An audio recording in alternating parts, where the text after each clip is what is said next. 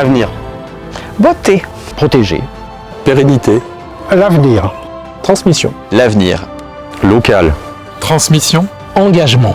Avenir. On l'a fait.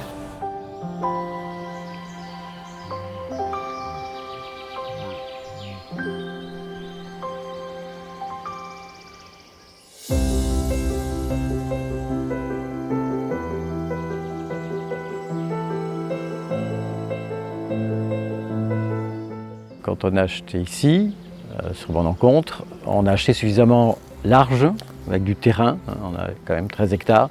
Et donc en se promenant, on a donc découvert plein de choses différentes. Une partie prairie, une partie forêt, une partie zone humide avec un réservoir d'eau, etc.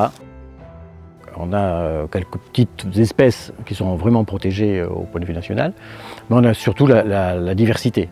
Et puis à un moment donné, on a assisté à une conférence dans la région du Conservatoire des espaces naturels.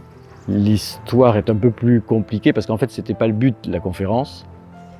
On devait visiter des ruines gallo-romaines qu'il y avait juste à côté. C'est le hasard en fait qui a fait qu'on a suivi cette conférence et que donc on a découvert la possibilité de protéger un terrain pour un privé, de protéger son terrain sur plusieurs années, puisqu'on peut signer le contrat, on peut le signer au maximum sur 99 ans, ce qu'on a fait. On s'est dit, ça c'est une bonne idée. Donc là-haut, là on voit il y a une aire de rapace, je pense que c'est le Milan noir. Ben, voilà, là nous sommes arrivés dans les zones humides. Alors il y en a trois finalement. Enfin, bon, il y a le vivier et puis le lavoir avec des espèces un peu différentes. Là j'ai attrapé un orthétrum, une libellule avec des ailes qu'on voit bien un peu translucides là. Le corps est bleuté. Puis on doit avoir une petite dizaine d'espèces de libellules sur cette zone. C'est un mâle. La grenouille rieuse, on la reconnaît parce qu'elle est très marbrée en dessous. Moi, je travaille au conservatoire, donc je suis responsable de l'antenne Lot-et-Garonne. On est sur un département en termes de biodiversité qui n'est pas énorme, mais petit à petit, en fait, en se renseignant, en observant, en rencontrant différents agriculteurs, on voit qu'il y a vraiment des petites pépites. Et c'est vrai qu'ici, en fait, au Paradou, on a eu l'occasion déjà de repérer des zones qui étaient intéressantes. On a commencé à échanger autour de ce projet d'ORE. Et en fait, c'est vraiment ce que souhaitait le propriétaire, c'était de dire moi je reste chez moi, je suis dans ma propriété, mais par contre je suis acteur de la préservation de la biodiversité. J'ai un outil qui me convient. Il y avait un engagement fort des propriétaires, quoi. Je signe une ORE, je m'engage, et là je m'engage en plus sur 99 ans. Alors, comme le dit bien François ou Alain, ils en rigolent parce que dans 99 ans ils seront plus là, mais voilà, c'est quelque chose de se dire aussi on est capable aujourd'hui d'avoir une vision à long terme.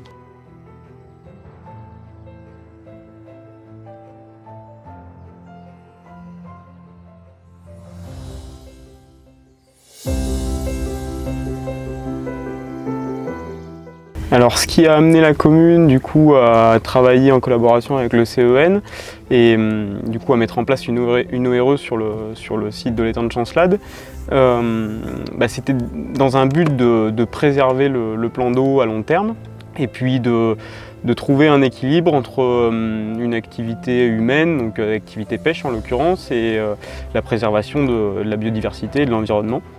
On a été sollicité bien sûr par la commune, mais c'était surtout une demande des financeurs qui souhaitaient qu'il y ait, dans le cadre de l'achat de l'étang, une garantie environnementale. C'est l'ORE qui a été choisi, qui était certainement le plus adapté. L'étang, il a son importance, mais en fait ce qui est aussi très important, c'est son alimentation par les eaux autour. C'est le plus grand étang du Puy-de-Dôme, donc déjà la taille, plus de 100 hectares. Ce qui est intéressant, c'est la diversité des milieux naturels. On a à la fois des espaces qu'on appelle ouverts, c'est-à-dire un peu dégagés, avec des prairies, des roselières, et puis des espaces forestiers. Effectivement, là-bas, il y a une zone... Il y a une zone de reproduction du Milan noir et c'est une héronnière aussi, où il y a pas mal de nids de hérons. Toute cette bordure de roselières, de prêles, de végétation aquatique, elle est très importante pour la biodiversité, mais elle va être aussi très importante pour nous parce que c'est clairement des supports de ponte et de reproduction des poissons, et c'est ce qui va nous permettre ensuite d'avoir une belle population de poissons dans l'étang. Donc voilà, sachant que le brochet en France, en fait, c'est pas partout qu'il se reproduit. sur cet étang. Donc on a de la littorelle aquatique, c'est une petite plante aquatique, c'est un support de ponte justement pour le brochet. Et sur cet étang, on a un des très bons taux de reproduction du brochet en fait. L'enjeu était de trouver un équilibre justement entre protection du site, la biodiversité, mais en alliant une activité humaine quand même sur le site. C'est un espace naturel voilà, qui emploie 2 personnes et qui permet de faire vivre aussi un territoire. L'ORE a été signé donc sur toute une série d'engagements pour 30 ans, donc sur 112 hectares exactement, c'est-à-dire toute la surface de l'étang et les rives. On s'est tout de suite rendu compte que c'était une association avec qui il pouvait y avoir un dialogue, que c'était pas fermé et qu'on pouvait trouver un équilibre dans notre projet. Et donc il y a une relation de confiance qui s'est tout de suite installée en fait. On est sur un territoire qui est très riche au niveau biodiversité, qui est encore pas trop impacté. Voilà. Et donc quand on voit à l'heure actuelle ce qui se passe dans le monde au niveau environnemental, et ben, faut en prendre conscience et il faut essayer de préserver du mieux qu'on peut notre environnement, notre biodiversité.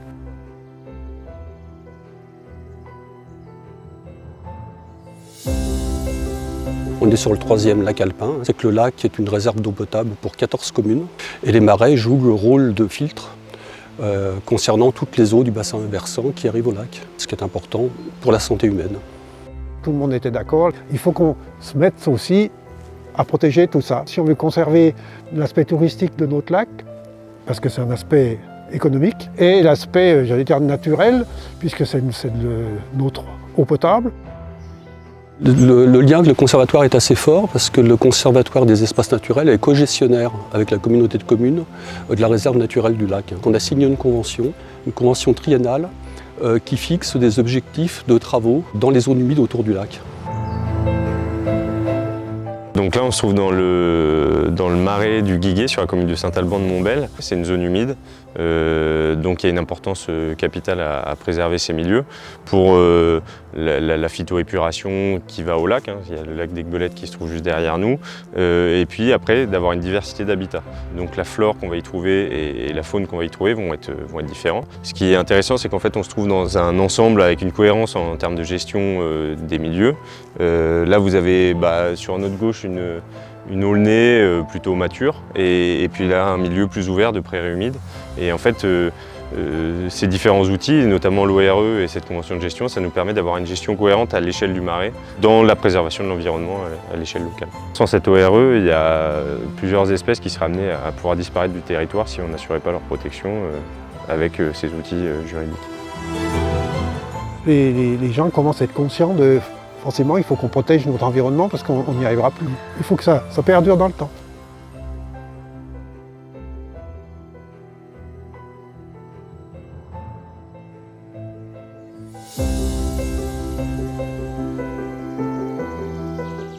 On est dans un endroit qui est très préservé et mon mari et moi, nous souhaitions au départ vraiment préserver cet environnement. Donc mon mari a trouvé la martingale avec l'ORE. On a fait un gros travail avec le conservatoire qui nous a énormément aidés à trouver la manière juridique de formaliser tout ça. Et grâce au conservatoire, c'est vraiment le Graal, on a pu établir un véritable contrat avec des clauses très précises et même dans certains cas mettre des parcelles en libre évolution, c'est-à-dire où la nature reprend ses droits. Et grâce à ça, on a un environnement totalement préservé avec un contrat juridique extrêmement puissant puisqu'il est signé devant notaire et en plus sur une durée très longue, c'est-à-dire que ça nous survit. Bon, ici on est bien dans un secteur où l'eau elle est présente partout.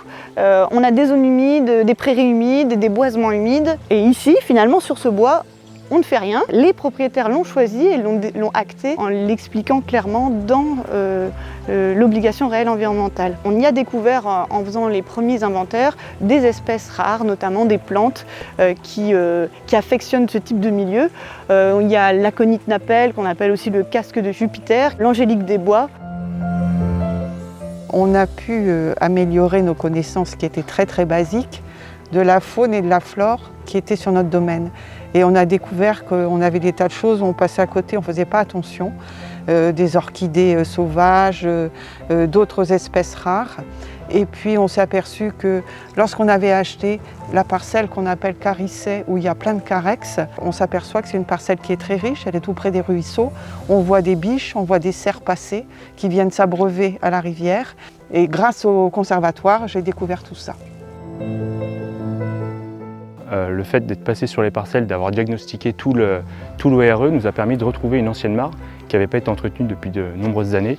Elle s'était complètement comblée par la matière organique, c'est le cycle naturel d'une mare. Et là, on a accompagné le propriétaire pour la restaurer. Et là, on a déjà des joncs qui sont arrivés.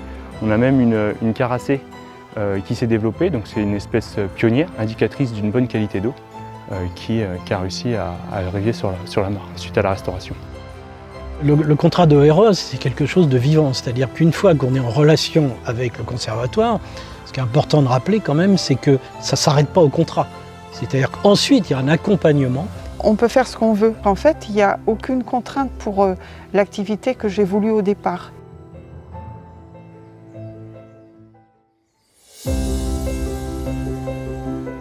L'an dernier, il y a un an et demi environ, je reçois un appel de Christian Tanguy qui avait lu un témoignage sur un propriétaire foncier, agriculteur en Normandie, engagé dans le cadre d'obligations réelles environnementales. Et Christian me dit, on arrive à la retraite, on a transmis à nos enfants, on a envie de protéger à long terme ce patrimoine agroécologique en fait, qu'on a constitué ou en tout cas préservé depuis 40 ans. On va donner un statut à notre terre. C'est plus le propriétaire qui décide pour la terre, c'est la terre elle-même qui a son statut. L'ensemble des terres de la Maisonneuve, c'est-à-dire 35 hectares, sont préservées au niveau ORE pour 99 ans. Les enfants ont tout de suite adhéré. L'intérêt, c'est de voir comment l'agriculture et la protection de la biodiversité peuvent aller de pair. L'ORE te permet de continuer à travailler là où tu es, mais avec un accompagnement et d'être en contact avec des naturalistes, c'est le cas de le dire, c'est le CEN, ce sont des naturalistes, on a cette possibilité et de produire et de protéger. Très vite, on a identifié qu'on était voilà, dans un espace agricole, bocager, qui est typique de nos paysages de l'ouest de la France. C'est plus tout à fait de la biodiversité ordinaire, c'est peut-être pas encore de la biodiversité exceptionnelle, mais c'est ce patrimoine de haies, de mares, de prairies qui sont aujourd'hui sous pression. Et ça nous a semblé intéressant de s'engager avec Christian et Marie-Hélène sur la préservation du fluteau nageant, des tritons marbrés, palmés, d'un certain nombre d'espèces d'oiseaux qui vivent dans les haies et dans les prairies de cet espace-là. La ferme de la Maisonneuve est vraiment au départ en tête de bassin versant de cette rivière Yon. Et c'est un élément assez remarquable du patrimoine naturel de ce site-là. Ici, moi, j'ai jamais vu ça ailleurs. Il suffit de donner un coup d'épuisette dans la mare pour remonter 5, 10, 15 tritons. Les espèces ne sont pas rares en elles-mêmes, mais c'est la quantité, le nombre d'individus à un même endroit qui témoigne que globalement, il y a un environnement préservé. C'est un nid de rat des moissons qui, comme son nom ne l'indique pas, n'est pas un rat, mais une sorte de petit hamster en fait, qui fait des nids en boule. Notre lieu n'est pas simplement un lieu de production agricole, c'est aussi un lieu de production de biodiversité. Et ma vie a toujours été de planter des arbres, j'en ai planté des milliers.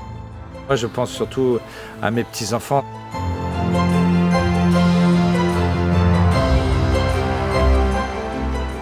Protéger l'environnement, c'était quand même notre point fort pour cette signature de l'ORE. Et justement, l'ORE, c'est un outil qui peut être très intéressant pour les collectivités qui souhaitent préserver sur le long terme leurs parcelles, leurs forêts, les zones humides. Et notre lac, il est beau. Vous voyez, il y a un joli point de vue là derrière moi. Et ben, il faut qu'on le garde, qu'on conserve. On va y arriver, hein. Il ne faut pas baisser les bras, on va y arriver.